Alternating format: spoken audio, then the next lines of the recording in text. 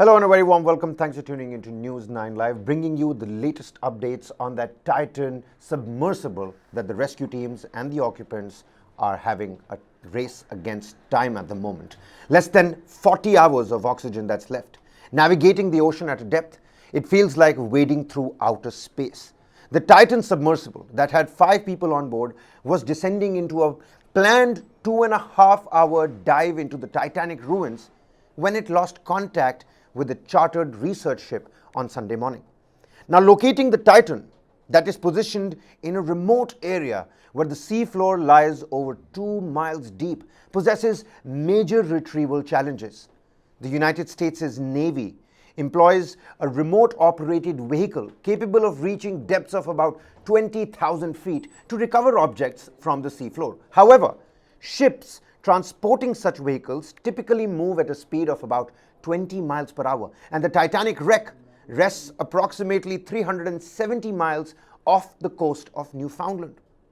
A Canadian surveillance aircraft searching for the missing Titan submersible and its 5 occupants in the remote North Atlantic had detected underwater noises, banging sounds in the search area, and announced that the US Coast Guard is now going to redirect the rescue operations over there. Remote operated vehicles continue to scour for the Titan. An international rescue team has been diligently combing through an expansive ocean region larger than Connecticut, with aircraft conducting surface scans and sonar buoys exploring the depths. As of Tuesday, the Titan was estimated to have less than 48 hours of oxygen remaining. Right now, we're looking at less than 40 hours of oxygen that's remaining.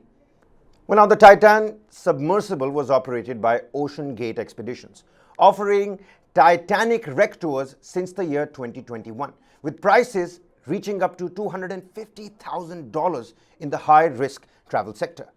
In the year 2018, over 3 dozen experts, including oceanographers and submersible company executives, raised unanimous concerns about the craft's design and adherence to certification procedures.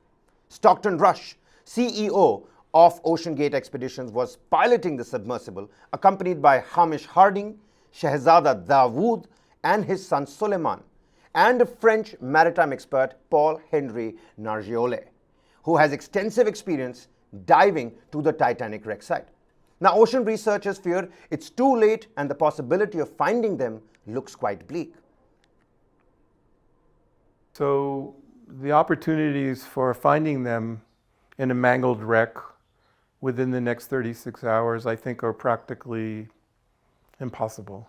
And probably the worst place for them to be would be on the seafloor, which implied that the vehicle itself either imploded or got tangled somehow, much to the distress of the captain in the mess of the Titanic. I mean, it's a mangled wreck with probably all kinds of treacherous things which would not be very friendly for a small boat, about 7 meters.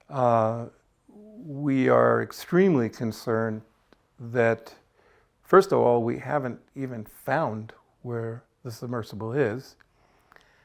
And second, if we were able to find it, would we be able to rescue the inhabitants? Well, now, according to the information by the company that developed it, the Titan submersible that went missing over the weekend is the most lightweight and cost-efficient deep-sea submersible ever made. It has a capacity of 5 people, that is 1 pilot and 4 crew members. It can go up to a maximum depth of 13,123 feet.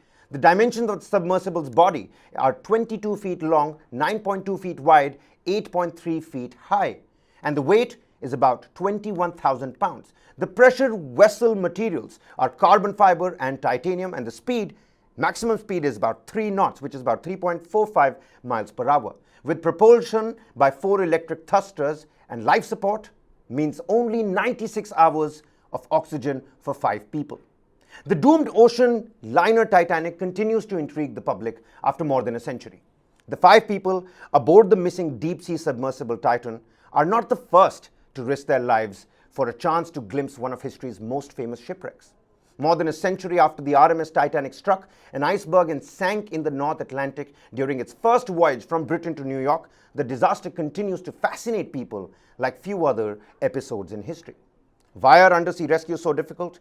And why do people spend so much money on these excursions is beyond my understanding on a personal view and a debate for another day. Meanwhile, for now, let's just hope we find all the occupants as soon as possible.